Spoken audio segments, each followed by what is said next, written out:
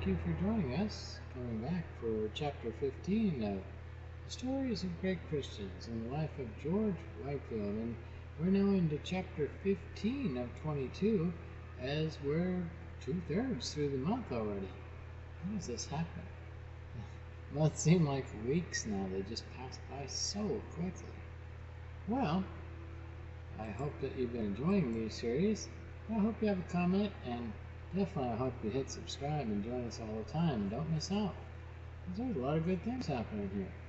Well, till next time, here we go for Chapter 15. Not till next time, we're just getting started, aren't we? So here we are, Chapter 15.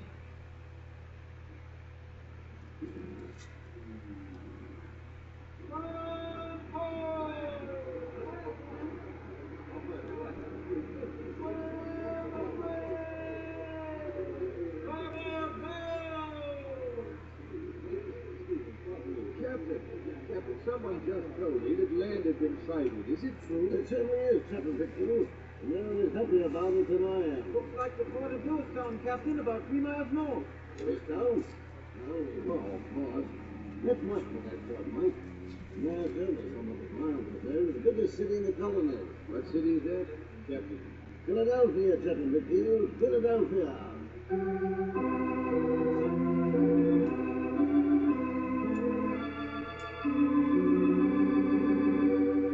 We greet our friends everywhere with Chapter 15 of Apostle of Two Continents, the story of George Whitefield. This is another in the series Stories of Great Christians, and comes to you from the Moody Bible Institute in Chicago.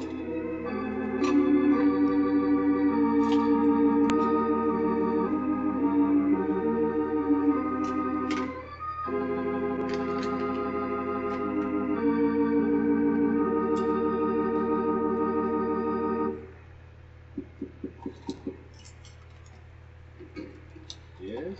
Reverend George Whitefield? Yes. Ah, good. We heard you come to Philadelphia. We're honored, sir, deeply honored. My name is Triton, Eric Triton, and I represent the ministers of Philadelphia. We're hoping that you'll preach around the city before you leave. Come in, Mr. Triton. Sit down, please. Thank you. I hope you find your lodgings to your liking, Mr. Whitefield. If we'd had any idea you were going to be in this part of the colonies. I'm afraid none of us had that idea, Mr. Triton. You see, en route to England, we were driven off course by adverse winds. No one on board the ship had any idea where we were. Oh, harrowing. Absolutely harrowing. Not so much as you might think. God often puts us into situations where there's no alternative but to trust Him. Times like that, there's necessity of great soul searching. That's the very kind of thing we'd like to put before our Philadelphia congregations. Most of us heard of your rather interesting innovations on the usual service, preaching outside, unread prayers and the like. We'd have no trouble at all in securing large audiences. Am I to be some sort of display or entertainment, Mr. Triton? Well, no, of course not. God's work, sir. We all know that. Your statements trouble me. But I shall be happy to meet with the clergy of Philadelphia and discuss the possibility of meetings here. Fine, fine. Well, I shall pass your word along, and we'll be getting in touch immediately with times and places and working out with any other details. So thank you very much, Mr. Whitefield. Thank you, sir. Here, let me... No, don't bother. I can let myself out. You just rest up from that trip and let me handle all the... excuse me. Pardon me, sir. I should have been looking where I was going. I'll be getting in touch with you, Mr. Whitefield. Thank you, Mr. Triton. Goodbye. Would you mind if I just come in while the door's open? No, come in. Mr. Whitefield, I don't want to take much of your time, but I would like to talk over the possibility of a few things with you. You have me at a disadvantage, sir. You know who I am, but... Oh, I'm sorry. I should have introduced myself. Franklin is the name, Benjamin Franklin. Benjamin Franklin? Poor Richard's Almanac? Are you that Benjamin Franklin? I'm flattered that you recognize me. There's no need for that. There are very few on either side of the Atlantic that haven't been at least heard your name mentioned. Do come in. I know you must be tired after your long voyage and the overland trip here, so I won't take much of your time. All I'm interested in for my Gazette are your plans while in Philadelphia. How long you plan to stay, questions such as that. Well, as you probably already know, none of us planned on coming to Philadelphia at all. Our ship was driven off course. Yes, I've heard that. Actually, God's good hand was in evidence through it all. Fortunately, I had a supply of food which had been taken to Savannah for the orphanages who had been starting there. Had it not been for those supplies, which were over and above what the ship normally carried, we might have all starved. Until Lewistown was sighted at the very last possible moment. Oh, that's right. Our drinking water supply was gone. Actually, we had 1/2 pint left, but that wasn't worth even thinking about. So you believe that God brought you here? Yes, I do. I'm not sure why exactly, but I shall use the time to gather more supplies for the orphanage before I actually leave for Georgia. The others in my company have already left for Savannah to begin operations and construction. And you plan to collect supplies and any money you can to help your orphanage enterprise? A few men already this morning have approached me with invitations to preach here in Philadelphia. We bumped into one just a few minutes ago. I hope to be responsible for my duty as a messenger of God while here, and I hope also to help the orphanage work. Well, people will come to hear you. You have a unique reputation among churchmen. Some agree, some disagree, but all know of you. Which brings me to the second part of my visit here. I should like to put into print some of your sermons and possibly a few of your journals. You want some of my sermons? That's right. Makes good business sense to me to print your sermons while you're here in Philadelphia and being talked about. You show yourself to be every bit as practical a man as poor Richard, Mr. Franklin. I try to be. Have you considered the practical aspect of taking the sacrifice of God for your own sin? I shall make it a point to attend some of your services and personally proofread every one of your sermons, Mr. Whitefield. So preaching here is unnecessary. I can tell you that we disagree on a number of points, however. What about the material for print? You shall have it. I look forward to seeing you at some of my services, and for that matter, at any time, for an informal visit. Well, I shall be there, along with what I'm sure will prove to be crowds. We'll all come to hear you speak, but I think you'll find it another problem to convert us, and an even greater one to obtain money from us.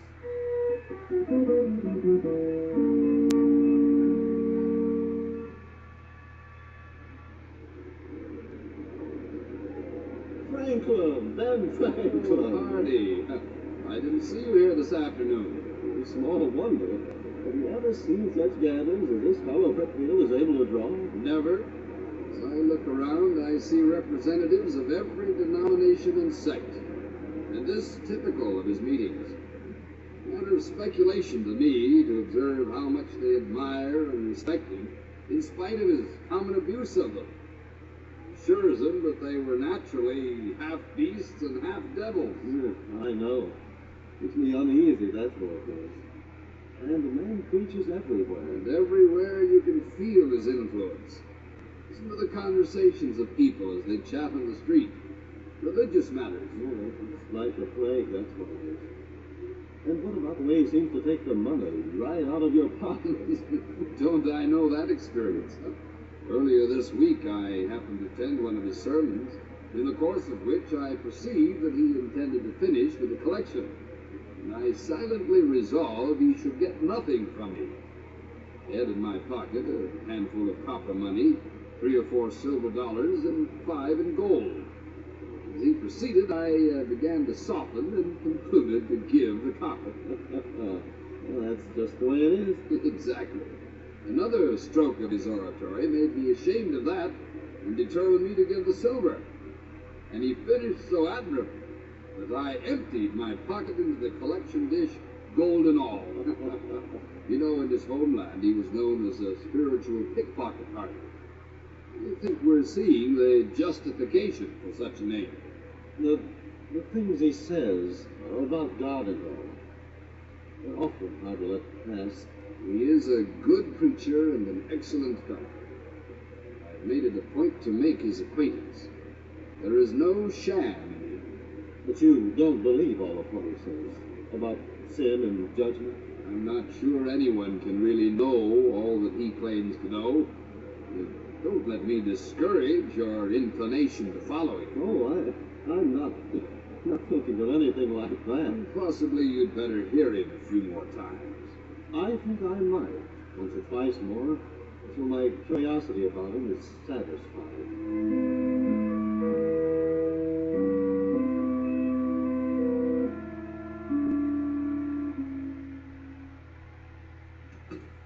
George, I must admit it.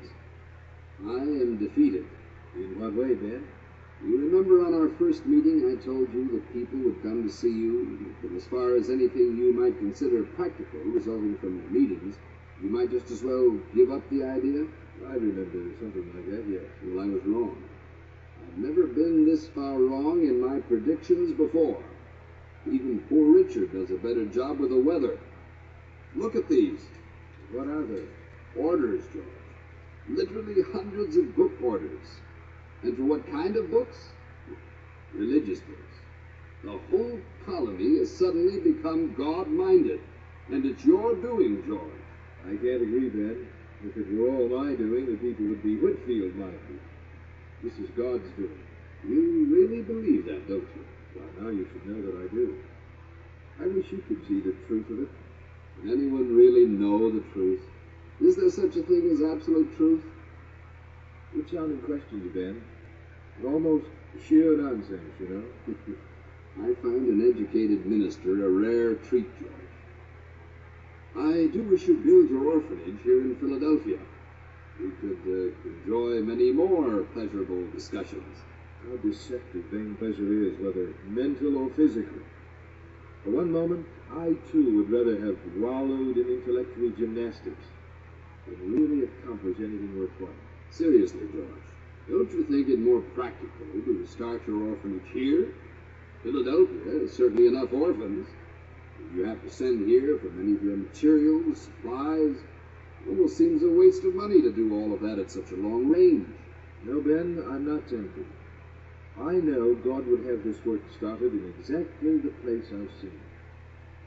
I'm being chosen by the colony trustees as missionaries to Georgia.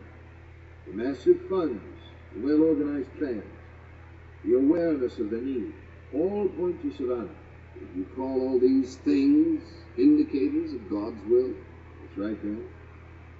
I'm really not surprised that it sounds like nonsense to you. The only real way to prove completely the Christian experience is in just that, experience. So I've heard you say. It almost sounds as though you have compared ideas with Gilbert Tennant. Gilbert who? Tennant, a young preacher who's written some things that I've published. I don't believe I've heard of it. What reminded me of him was a statement of his that might as well be yours. He said, "We can preach the gospel of Christ no further, but we have experienced its power in our own hearts." That's excellent. I rather thought you'd like it. This man's father, William Tennant, operates a small school near here in Neshaminy. Actually, it's a kind of seminary for ministerial students. I had no idea that such a thing existed in the colony. Would you like to see it? I'm sure the elder Tennant would be very glad to meet you.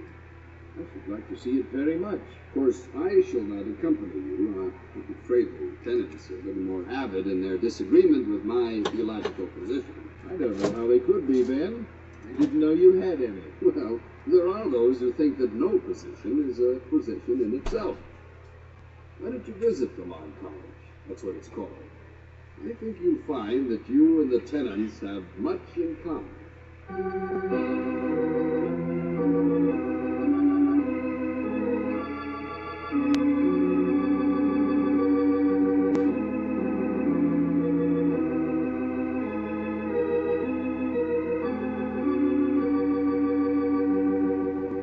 And so we conclude Chapter 15 of Apostle of Two Continents, the story of George Whitefield. This is another in the series Stories of Great Christians. It comes to you from the Moody Bible Institute in Chicago.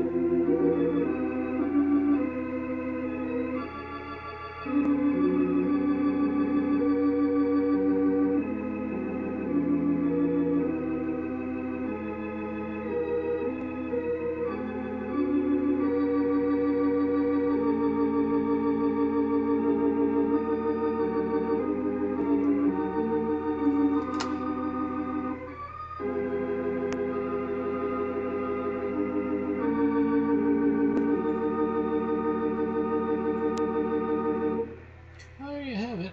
Another chapter of the life of George Whitefield. That's chapter 15 of 22. I hope you join us next week for 16 and 17 as we move on, not quite to the conclusion. We'll probably be there somewhere in the middle of August, or maybe the end of August. But until then, may the Lord bless and keep you as long as He keeps me around and keeps you around. I look forward to keep seeing you, and I hope you keep looking forward to coming back. And also, leave a comment and subscribing and bringing some of your friends. So, thanks till next time. God bless.